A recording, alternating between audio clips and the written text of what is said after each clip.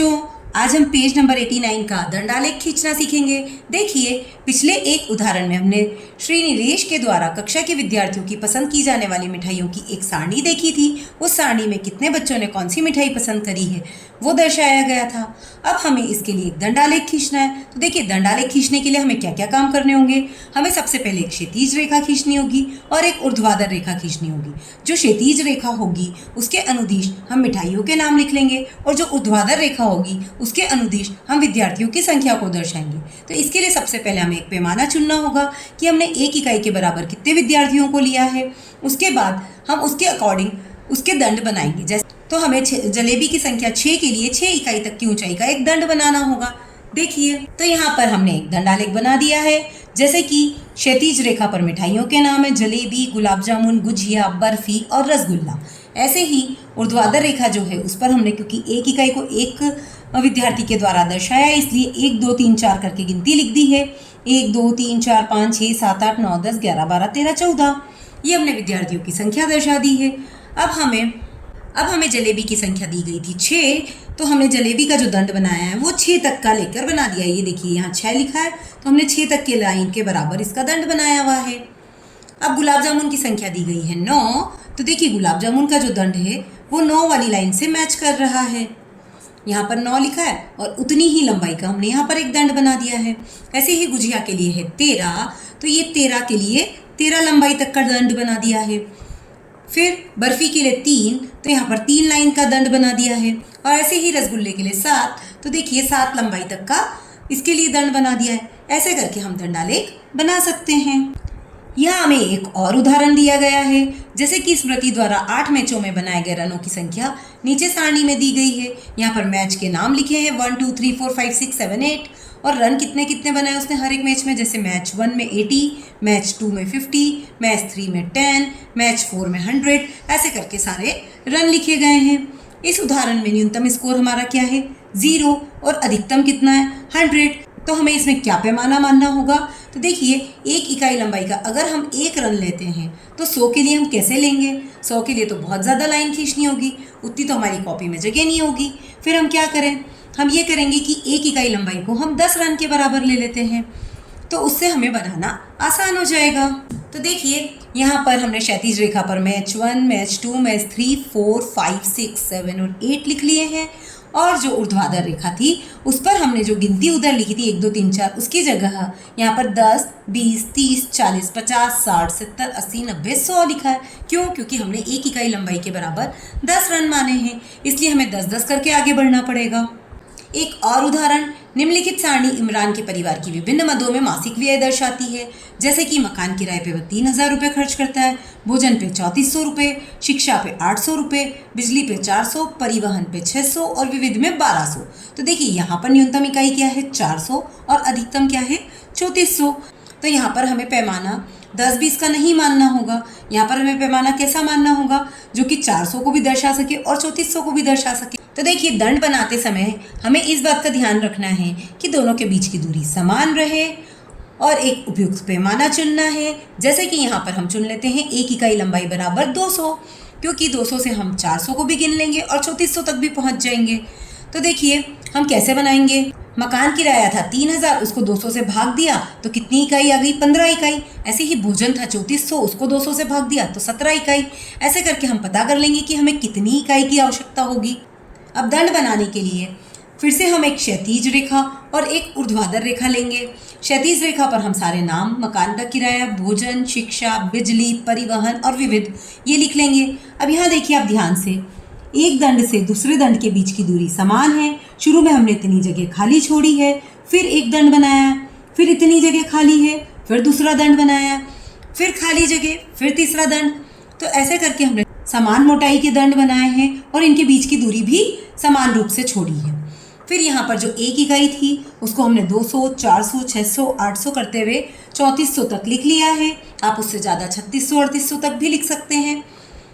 यहाँ पर हमने मदें लिख दी है और यहाँ व्यय रुपए में लिख दिया है। उसके बाद मकान किराया कितने रुपए लगा था 3000, तो हमने इसको 3000 जहाँ आ रहा है वहाँ उसको मैच करते हुए एक दंड बना दिया है। फिर भोजन था 3400, तो उसके लिए 3400 तक का दंड बना दिया है। फिर शिक्षा थी 800, तो उसके लिए 800 तक का दंड बना दिया है। ऐसे ही बिजली थी 400 तो 400 तक के लिए बन गया है, और परिवहन था 600 तो ये 600 के लिए है, और विविध था 1200 तो ये 1200 तक के लिए बन गया है। तो देखिए दंडालेख का प्रयोग करके निम्नलिखित प्रश्नों के उत्तर देने हैं हमें, जैसे कि किस मद में इमरान का परिवार सबसे अधिक और उससे कम व्यय करता है। तो देखिए इमरान का परिवार सबसे अधिक भोजन में और उससे कम किराए में व्यय करता है। दंडालेख का प्रयोग निम्नलिखित प्रश्नों का उत्तर देने में कीजिए। प्रश्न क्रमांक 1, किस मद में इमरान का परिवार सबसे अधिक और उससे कम व्यय करता है। तो देखिए सबसे अधिक वह भोजन में व्यय कर रहा है और उससे कम किराए पे व्यय कर रहा है, तो इसका आंसर होगा सबसे अधिक भोजन में और उससे कम किराए में। प्रश्न क्रमांक 2, क्या बिजली पर व्यय शिक्षा के व्यय का आधा है। तो देखिए बिजली पर व्यय कितना है 400 और शिक्षा पर व्यय कितना है 800, तो देखिए 800 का आधा है ना 400, तो हाँ क्योंकि 800 का आधा 400 होता है। प्रश्न क्रमांक 3, क्या शिक्षा पर व्यय भोजन पर व्यय का 1/4 से कम है। तो देखिए भोजन पर व्यय कितना है 3400, इसका आधा कितना होता है 1700, और 1700 का आधा कितना होता है 850, तो देखिए 850 से कम है ना। शिक्षा का जो व्यय है वो 800 ही है, तो ये तो 850 से कम है। तो ये पूछ रहे हैं कि क्या ये कम है क्या, तो अपन बोलेंगे हाँ ये कम है क्योंकि 850 से कम है। आइए पता लगाएं। प्रश्न क्रमांक 1, सामंथा ने एक चाय बागान का भ्रमण किया तथा वहां देखे गए कीट पतंगों के आंकड़े संग्रहित किए, जैसे कि घुन थे 6, झांझा थे 10, भृंग थे 5, तितलियां थी 3 और टिड्डे थे 2। इन आंकड़ों को दर्शाने के लिए एक दंडालेख बनाने में उसकी सहायता कीजिए। तो देखिए सबसे पहले हमें एक क्षैतिज रेखा लेनी होगी, जो कि हमने यहाँ बना रखी है। क्योंकि ये एक ग्राफ पेपर है तो देखिए इस पर ये चेक्स बनी हुई है। तो ये जो पहली बड़ी लाइन होती है 1 सेंटीमीटर की होती है, फिर दूसरी बड़ी लाइन 2 सेंटीमीटर, फिर 3 सेंटीमीटर, फिर 4, ऐसे करके हमने निशान लगा लिए हैं। तो पहली वाली जो लाइन है इसको हमने खाली छोड़ दिया है।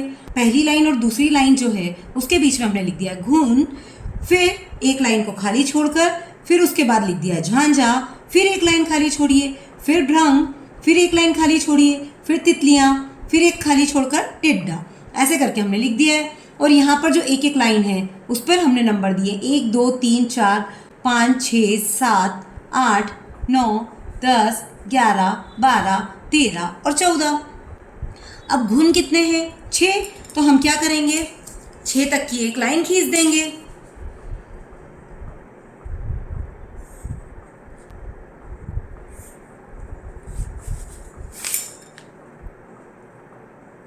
ऐसे ही झांझा कितने हैं 10 तक एक लाइन खींच लेंगे। ऐसे ही भृंग कितने हैं 5, तो हम 5 तक एक लाइन खींच लेंगे। फिर तितलियां कितनी हैं 3, तो हमने 3 तक की लाइन खींच ली।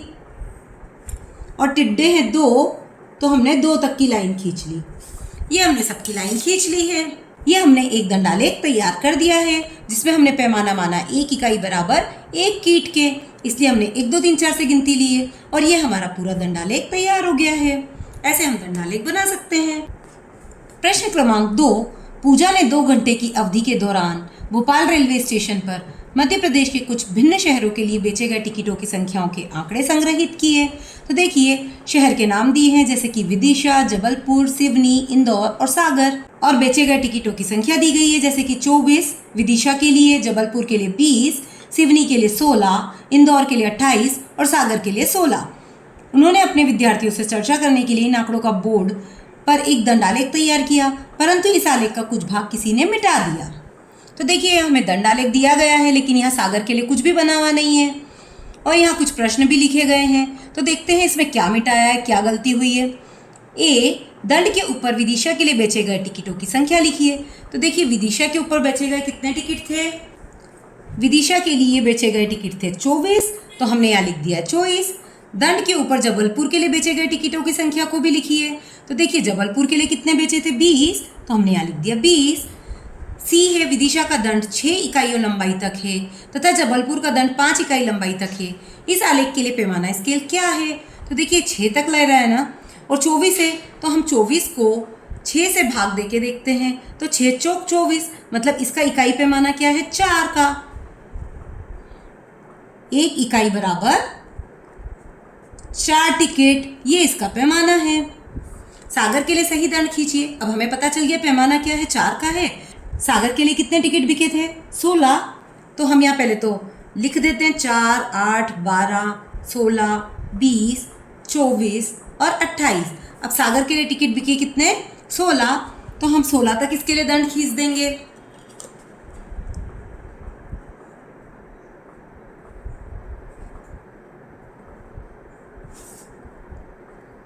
तो देखिए हमने ये 16 तक के लिए सागर के लिए दंड खींच दिया। हम चाहें तो इसमें ऐसी लाइन बना सकते हैं, क्योंकि ऐसी डिज़ाइन हमें दे रखी है, तो हम ऐसी डिज़ाइन इसमें बना देते हैं। अब ई है, स्केल को सम्मिलित करते हुए ऊर्ध्वाधर रेखा पर सही संख्या अंकित कीजिए, जो कि हम पहले ही कर चुके हैं। ये देखिए ऊर्ध्वाधर रेखा पर हमने सही संख्या अंकित कर दी है। एफ, क्या आलेख में सिवनी और इंदौर के लिए खींचे गए दंड सही हैं? तो देखिए सिवनी के लिए कितने का खींचा? 4, 8, 12 और 16। 16 का खींचा, सिवनी में कितना है? 16। तो ये सही है, सिवनी के लिए खींचा गया दंड सही है। अब इंदौर का देखते हैं हम। तो देखिए इंदौर के लिए संख्या दी है 28, और यहाँ पर मैच कैसे हो रहा है? ये 16 से थोड़ा ऊपर हो रहा है, मतलब 18 पे हो रहा है, तो गलत है। तो इंदौर का गलत है। इसका 28 के लिए हमें कहाँ तक करना पड़ेगा? इसके लिए हमें इसको आगे बढ़ाकर 28 के लिए ऊपर तक ले जाना पड़ेगा। ये हम ले गए, और फिर हम इसमें यही वाली डिज़ाइन कंटिन्यू कर देते हैं। ये हमारा सही दंड खींचा गया है। प्रश्न क्रमांक 3, चीनू ने प्रातः 9 से 10 तक अपने घर के सामने सड़क पर जाने वाले परिवहन की विभिन्न साधनों की सूची बनाई। जैसे कि वो 9 बजे घर के बाहर बैठ गई होगी और उसने लिखना स्टार्ट कर दिया होगा कि कौन कौन सी गाड़ी गई। सबसे पहले निकली मोटरसाइकिल, फिर निकली मोटरसाइकिल, फिर कार, फिर साइकिल, फिर ऑटो, फिर साइकिल, फिर स्कूटर, फिर कार। ऐसे करके उसने 9 से 10 तक जितनी भी गाड़ियाँ निकली उन सबको यहाँ लिख लिया है। ए, दिए गए आंकड़ों के लिए एक बारंबारता वितरण सारणी तैयार कीजिए।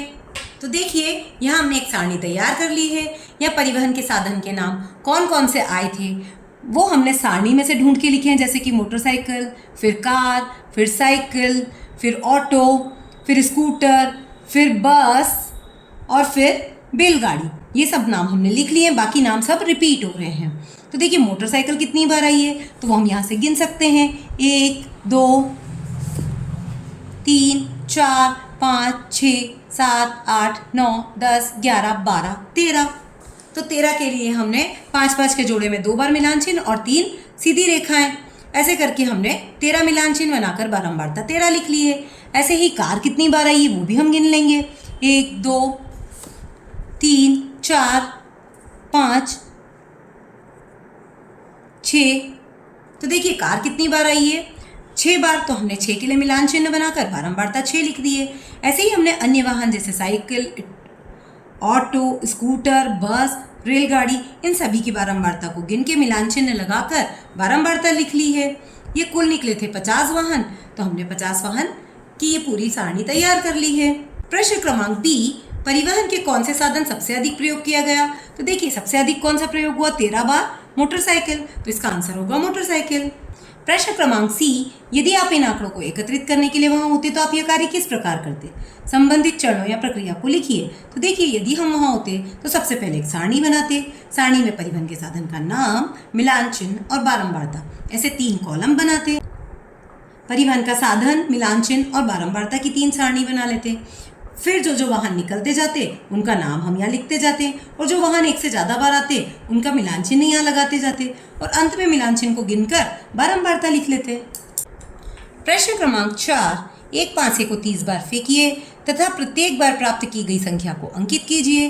मिलान चिन्हों का उपयोग करते हुए उनके लिए एक बारंबारता सारणी तैयार कीजिए। अब वह संख्या ज्ञात कीजिए। तो देखिए अगर पासे को हम फेंकते हैं तो 1, 2, 3, 4, 5 या 6 इन्हीं में से कोई से अंक प्राप्त होंगे। तो जैसे जैसे हम पासा फेंकते जाएंगे उस पर जो अंक आता जाएगा उसके आगे एक मिलान चिन्ह लगाते जाएंगे। तो यहाँ पर जो 1 आया तो हमने एक मिलान चिन्ह 1 के लिए बढ़ा दिया, फिर 4 आया तो 4 के लिए एक मिलान चिन्ह बढ़ा दिया, फिर 6 आया तो 6 के लिए एक मिलान चिन्ह बढ़ा दिया। ऐसे करके हम मिलान चिन्ह लगाते गए और इन्हें मिलान चिन्हों को गिन के बारंबारता में लिख लिया। तो ये हमारी बारंबारता हो गई। अब हमें प्रश्न पूछा गया है जो न्यूनतम बार आई हो वह संख्या हमें ज्ञात करनी है। तो देखिए 3 जो है वो एक भी बार नहीं आया, 0 है इसका आंसर, तो इसका आंसर हो जाएगा 3। बी, जो अधिकतम बार आई है वो संख्या।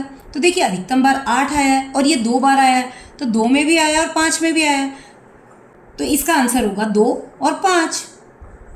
प्रश्न क्रमांक सी, जो समान बार आई है, तो देखिए समान बार भी कौन कौन सी आई है। 8 और 8 समान बार आए हैं और वो संख्याएं हैं 2 और 5। तो देखिए 2 और 5 संख्या जो है वो समान बार आई है, तो ये इसका आंसर हो गया। प्रश्न क्रमांक 5, जसप्रीत बुमराह द्वारा उसके पिछले 30 मैचों में लिए गए विकेटों के आंकड़ों की एक बारंबारता वितरण सारणी फेज ने तैयार की है। तो देखिए यहाँ लिए गए विकेटों की संख्या दी गई है और मैचों की संख्या दी गई है। मतलब इसने 2 मैच में 0-0 विकेट लिए, 4 मैच में 1-1 विकेट लिए, 6 मैच में 2-2 विकेट लिए, ऐसे करके हमें एक सारणी दी गई है। प्रश्न क्रमांक ए, यह सारणी क्या सूचना प्रदान करती है? तो उत्तर, यह सारणी जसप्रीत बुमराह द्वारा 30 मैचों में लिए गए विकेटों की संख्या को दर्शाती है। प्रश्न क्रमांक बी, इस सारणी का शीर्षक क्या हो सकता है? उत्तर, पिछले 30 मैचों में जसप्रीत बुमराह द्वारा लिए गए विकेटों की संख्या इसका शीर्षक हो सकता है। प्रश्न क्रमांक सी, इस सारणी में किसने आपका ध्यान आकर्षित किया? तो देखिए बुमराह द्वारा 5 मैच ऐसे थे जिसमें 5-5 विकेट लिए गए, कि 5 मैचों में उसने 5-5 विकेट लिए, ये बहुत अच्छी बात है, तो इसने हमारा ध्यान आकर्षित किया। तो इसका जवाब हम कैसे लिख सकते हैं कि बुमराह द्वारा लिए गए विकेटों की संख्या ने हमारा ध्यान आकर्षित किया, क्योंकि उसने 5 मैचों में 5 विकेट लिए। प्रश्न क्रमांक डी, कितने मैचों में बुमराह ने 4 विकेट लिए? तो देखिए 4 विकेट कितने मैचों में लिए? 3 में, तो इसका आंसर होगा 3 मैच में। प्रश्न क्रमांक ई, मयंक कहता है कि यदि हम उसके द्वारा पिछले 30 मैचों में लिए गए कुल विकेटों की संख्या ज्ञात करना चाहते हैं तो हमें संख्याओं 0, 1, 2, 3 और 7 तक ऐसे जाते जाओ को जोड़ना पड़े।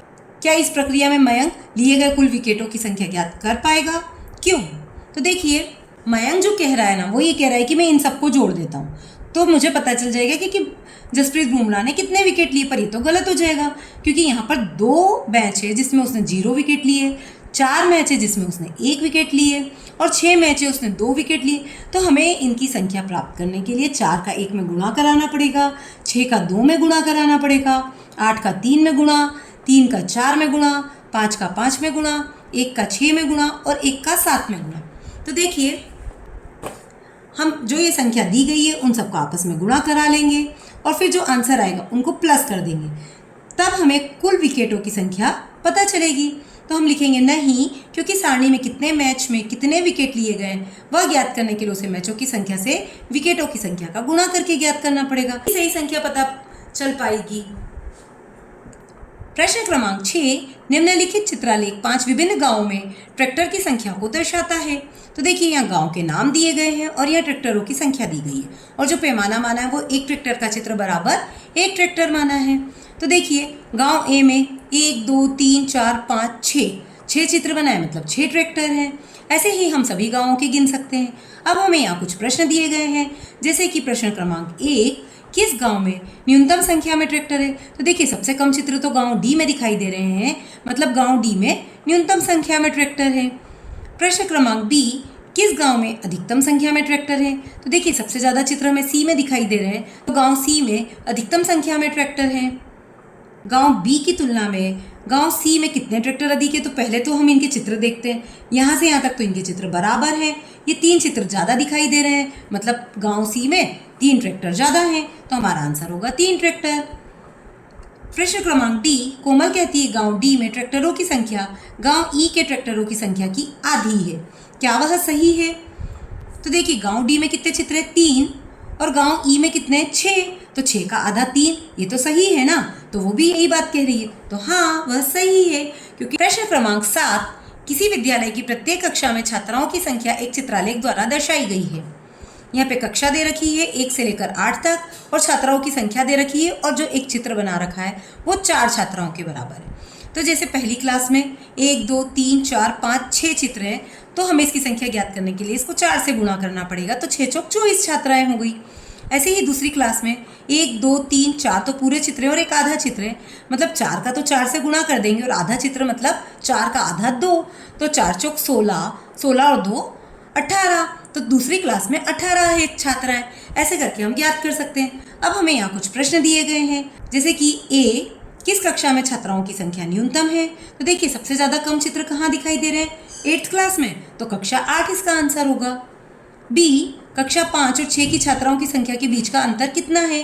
तो देखिए 5 की ये है चित्र और 6 के ये हैं, तो अंतर कितना है? एक चित्र ज़्यादा और एक चित्र आधा वाला भी ज़्यादा है। तो एक चित्र पूरा कितने का? 4 का, और आधे के लिए कितना ले रहे हैं? 2, तो 4 और 2 6, तो 6 छात्राएं ज़्यादा है, तो 6 का अंतर है। प्रश्न सी, यदि कक्षा 2 में 2 और छात्राओं को प्रवेश मिला तो आलेख में किस प्रकार का परिवर्तन होगा? तो देखिए कक्षा 2 जो है उसका आलेख ये दे रखा है, इसमें अगर 2 छात्राएं और आ जाती है तो ये जो आधा चित्र है ये पूरा हो जाएगा, ये परिवर्तन आएगा। तो आलेख में कक्षा 2 में जो आधा चित्र बना हुआ है वो पूरा हो जाएगा। डी, कक्षा 7 में कितनी छात्राएं हैं? तो देखिए 7 में कितनी छात्राएं? 1 2 3 चित्र है, और 4 छात्राएं एक चित्र में होती है, तो 4 तिया 12 छात्राएं हैं। प्रश्न क्रमांक 8, मुधोल हाउंड भारतीय कुत्तों की नस्ल का एक प्रकार, अधिकतर उत्तरी कर्नाटक के बागलकोट और विजयपुर जिलों में पाए जाते हैं। सरकार ने इस नस्ल को बचाने के लिए एक पहल की है, जिसमें उन लोगों को सहायता प्रदान की जा रही है जो इस प्रकार के कुत्तों को पालते हैं। इसी पहल के कारण ऐसे कुत्तों की संख्या में वृद्धि हुई। कर्नाटक के 6 गांवों में मुधोल कुत्तों की संख्याएं इस प्रकार है। गांव ए 18, गांव बी 36, गांव सी 12, गांव डी 48, गांव ई 18, गांव एफ 24। उपरोक्त के लिए एक चित्रालेख तैयार कीजिए तथा निम्नलिखित प्रश्नों के उत्तर दीजिए। तो देखिए इसके लिए हमने एक चित्रालेख तैयार कर लिया है, जैसे कि गांव का नाम, कुत्तों की संख्या, और एक कुत्ते के चित्र के बराबर हमने 6 कुत्ते मान लिए। तो देखिए गांव ए में थे 18, तो हमने यहाँ पे 6 6 दूरी 12 6 तिया 18 3 चित्र बना दिए।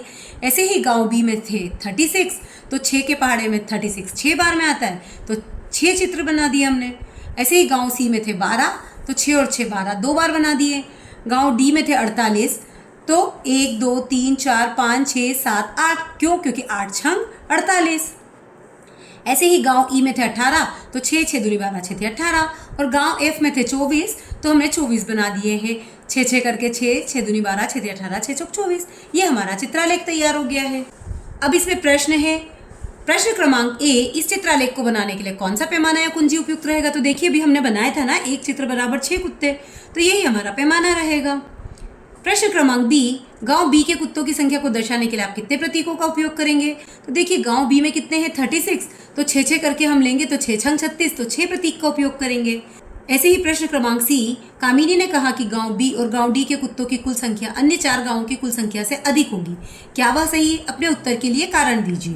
तो देखिए हाँ वह सही है, क्योंकि गांव बी के कुत्ते प्लस गांव डी के कुत्ते कितने हो गए? 36 प्लस 48, तो दोनों मिला के हो गए 84।